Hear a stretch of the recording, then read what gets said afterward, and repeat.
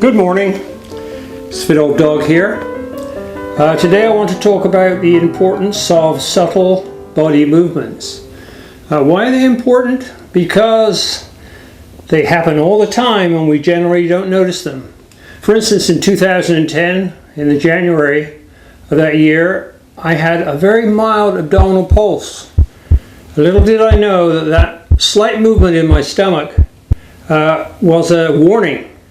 So in the August of that year, I was in surgery for an aortic aneurysm. And that subtle pulse was the first warning.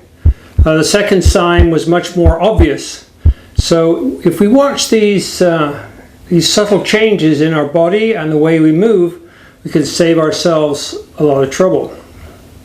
Another thing I've noticed from the study of Feldenkrais, which I'll mention in a minute or two, is that what we think we're doing as we move isn't necessarily the case. This is especially true in swimming.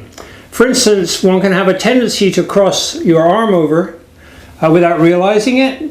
And so if a coach notices that and points out that you should move your arm out a little to the side, you do it and it feels like you've moved your arm a yard away from your body. But when you watch it on video, you probably only moved your arm about a couple of inches to the outside. So what you think your body's doing is not necessarily what it's doing. And this is where Feldenkrais is so wonderful, because it asks you these odd questions. You're lying on your back, relaxed, and the question will be, which leg is longest? And you're like, well, my right leg feels longer. And of course you look down, they're both the same. Or which foot is turned out? And you're thinking which foot is turned out, because that might be a tight piriformis. And you find as you look down that the foot you thought was turned out was straight, and the foot you thought was straight was turned out. So often our body map, our mental body map, is not a true reflection of our actual body location or movement. This is an important thing to know when it comes to avoiding injuries due to repetitive actions. My favorite one is how we sit.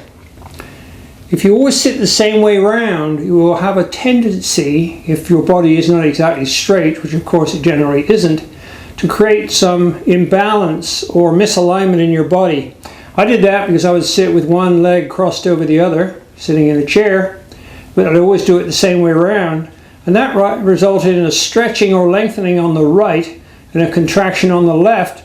And this didn't really become an issue or a problem until I got older, and I noticed this tightness, and this was much exaggerated when I ran and caused me all sorts of problems until I sorted it out. When people get back into training, when they're older, often they take up running or jogging, but I don't think there's such a thing as jogging, it's just slow running. Same thing, same stresses. And if they do this with a heel strike, that means landing on their heels, which modern shoes encourage, then you can end up with serious knee problems. In fact, people ask me about knee damage all the time. Usually the runners who started running when they were younger with no efficient coaching in terms of how they moved their bodies, a lot of these people who were great runners when they were in their teens or 20s, I can't run at all now because they have damaged knees, bone on bone, all that cartilage has been damaged and it can't be fixed.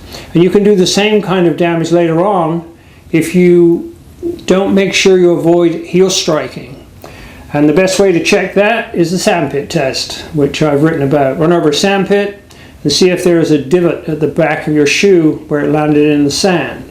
Another thing I find interesting about subtle body movements, which fascinate me, is that we tend to follow our eyes. So if you move your eyes to one side, you'll feel your body kind of wanting to go over there, which makes total sense because, you know, we are natural predators, and if we were trying to get that rabbit or run away from the tiger, then our body will be turning to see what's going on.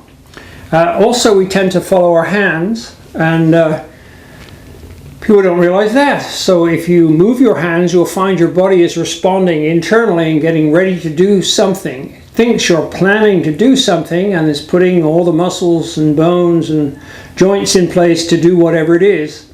This is why for my body meditation course I use the finger wiggle. People look at me like I'm crazy when I say it. If you just wiggle your finger, you will just feel the hip rotators on the opposite side getting ready to do something, because you're sending a message to your body, you're about to do something. So that is an interesting and very subtle thing, and I think it's perfect for training.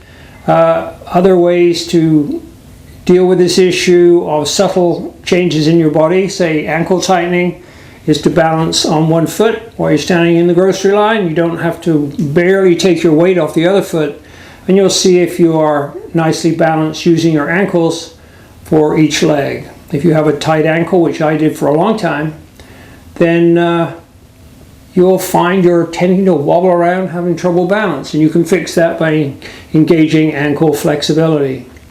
In fact, this was one of the things that Feldenkrais did for me, fixing a serious knee problem. And here was a truly subtle movement that attracted me to this area of study. I went to a Feldenkrais session because I've been trying to fix my knee for a year. I spent probably $3,000 at least trying to fix it. It was when I started training for the Ironman. I noticed that when I got to about 5 miles on a run, I'd have terrible pain in my right knee. And I went to sports physicians, acupuncturists, massage therapists, chiropractors, you name it. I went there and none of them could fix it. And just by chance, I had a Feldenkrais session from a friend, and all she asked me to do after walking around the room one time, sway from side to side. And she noticed when I swayed to the left, I swayed straight. When I swayed to the right, my shoulder came forward as it is now. And as you can see, it's barely perceptible. It was probably about 2 millimeters. And this is what made us realize that I was guarding an ankle, my right ankle, from a motorcycle accident that had happened 45 years before, and I've been guarding it ever since. And so that caused a knee problem. Sorted out the ankle, that made a great difference, that was wonderful. But there was another thing that motorcycle accident did. By guarding my right ankle, I was trying to lock my right ankle, it caused me to pull in my toes. And my dance and continuum teacher, Rebecca, noticed this, and she told me, you know, you've got your right toes are all kind of tucked in. And at that point, I was wearing different size shoes for running, an 11 on the left and a 10 on the right.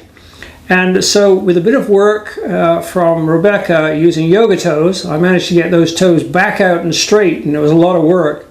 And would you believe it? I was no longer having to wear odd size shoes. Both shoes felt comfortable in an 11 on the right and the left, whereas before I had to wear a 10 on the right. So these subtle things can make such a huge difference to your life, and as you get older they become increasingly important. I guess subtlety is important in many things. The quality of writing. You know a good writer, you just can't work out quite why they're so good. Sentence construction and the way it triggers your imagination. In cooking, the use of herbs have these subtle overtones to the food. So subtlety is important, but we're rarely encouraged to use it in modern life. The real importance of awareness of these subtle changes is they are kind of warnings. And if you can detect them before you induce serious damage, you can make a big difference to your level of activity as you get older. It can dramatically impact aging mobility, which is what interests me. As now I'm approaching 74, wanting to do Ironman training. I can't afford to injure myself. I just recovered from major thoracic surgery, and a month later I'm out there starting to train carefully, listening to my body, listening to those subtle movements, those subtle signs that I may be injuring myself, doing myself more harm than good. So I encourage you strongly to learn how to listen to your body and how to detect these subtle changes that can make such a big difference to the quality of your life as you face the vicissitudes of aging.